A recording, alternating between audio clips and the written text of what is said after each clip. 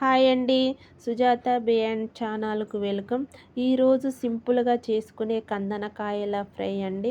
ముందుగా కందనకాయలను 10 నిమిషాల పాటు ఉడకనిచ్చుకోవాలండి. కళాయి పెట్టి అందులోకి కొంచెం ఆయిల్ వేసి ఉల్లిగడ్డ, పచ్చిమిర్చి వేసి దోరగా వేయించుకోవాలండి. వాటిని కలుపుతూ గోల్డెన్ కలర్ వచ్చేంతసేపు మనం వేయించుకోవాలండి. అందులోకి చిటికెడు పసుపు వేసుకోవాలండి. కలుపుతూ కొంచెం కరివేపాకండి. కరివేపాకు ఆప్షనల్, మీకు ఇష్టమైతే వేసుకోండి, లేకపోతే స్కిప్ చేసేయండి.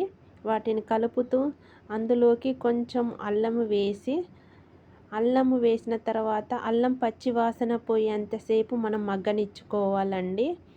మగ్గిన తర్వాత ముందుగా ఉడకబెట్టుకున్న కందనకాయలను వేసి మనం కలుపుతూ మగ్గనిచ్చుకోవాలండి.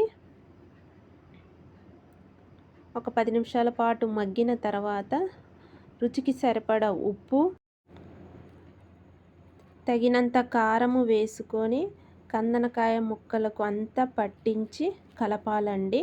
మొత్తం కలుపుకొని ఒక 10 నిమిషాల పాటు మగ్గించుకోవాలండి. మధ్య మధ్యలో కలుపుతూ మనం కొంచెం గరం మసాలా, కొత్తిమీర వేసుకుంటే మన కందనకాయల ఫ్రై రెడీ.